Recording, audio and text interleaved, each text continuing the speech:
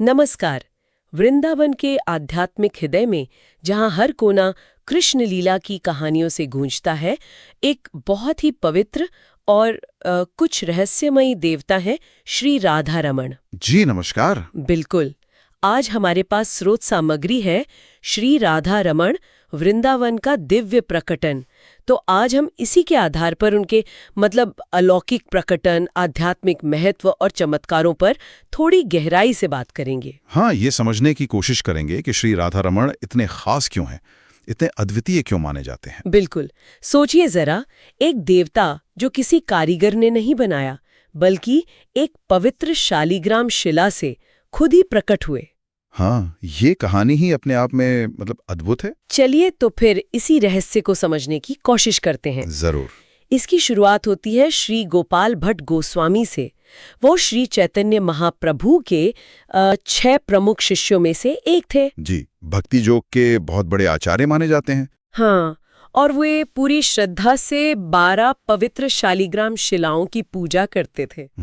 पर उनके मन में एक गहरी इच्छा थी। क्या इच्छा थी? कृष्ण के एक ऐसे मूर्ति रूप की जिसे वो स्नान करा सकें, कपड़े पहना सकें, सजा सकें, ज्यादा व्यक्तिगत सेवा कर सकें। हाँ, अच्छा, शिला रूप से आगे बढ़कर एक विग्रह रूप की चाहत थी। हाँ, बिल्कुल। और यहीं से कहानी एक बहुत अद्भुत मोड़ लेती है। जी, गोपाल भट्ट गोस्वामी की वो तीव्र भक्ति और उनकी प्रार्थना, उसके फलस्वरूप वैशाख महीने की शुक्ल पक्ष की नरसिंह चतुर्दशी का दिन था। बहुत शुभ दिन माना जाता है ये। हाँ, उसी दिन उन 12 शालिग्रामों में से एक शिला वो अपने आप ही कृष्ण के एक बहुत सुंदर त्रिभंग मुद्रा वाले देवता रूप में बदल गई। अपने आप ही? जी हाँ, अपने आप। यही श्री राधा रमण है।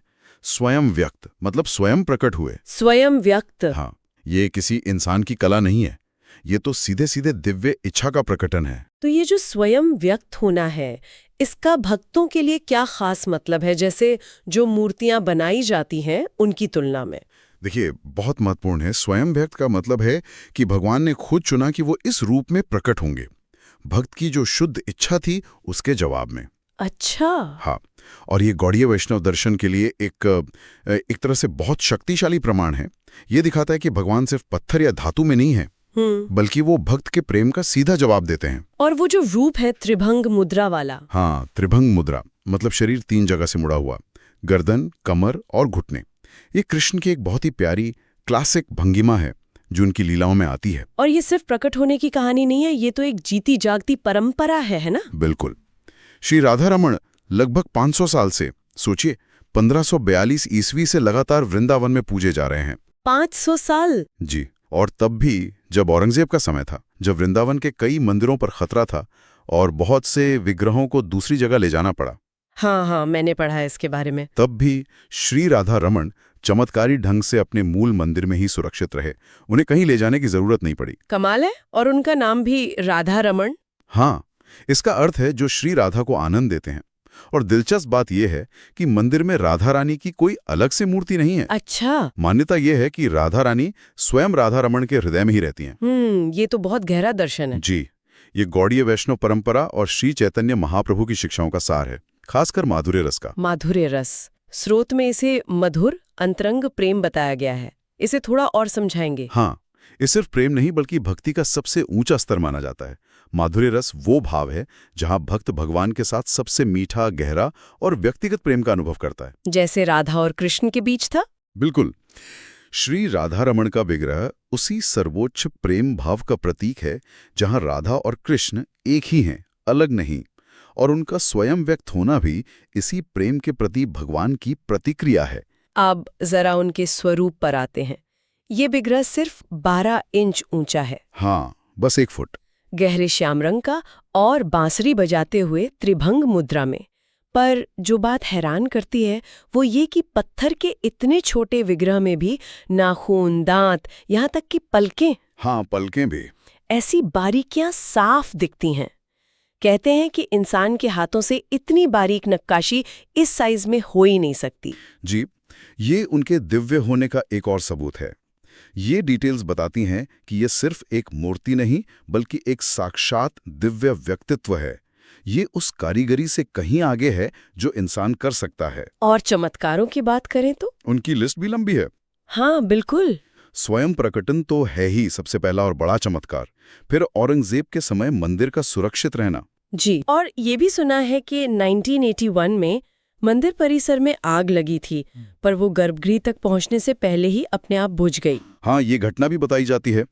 और ये भी कि बहुत गर्मी में भी विग्रह को छूने पर वो ठंडा महसूस होता है। अच्छा, और भक्त लोग भी तो अनुभव बताते हैं, जैसे कभी उनकी भाव भंगिमा बदलती हुई दिखना या पूजा करते हुए कोई अनदेखा स्पर्श महसूस होना। हाँ बिल्कुल।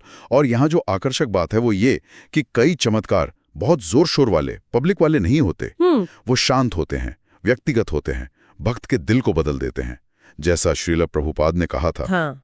यदि आप देखना चाहते हैं कि कृष्ण कैसे दिखते थे, तो वृंदावन जाकर राधा रमण को देखें। ये अनुभव सिर्फ कहानियां नहीं हैं, ये भक्तों के विश्वास को गहरा करते हैं, उनके स्वयं व्यक्त और जीवंत होने की पुष्टि करते हैं। तो इस सारी चर्चा का सार क्या है?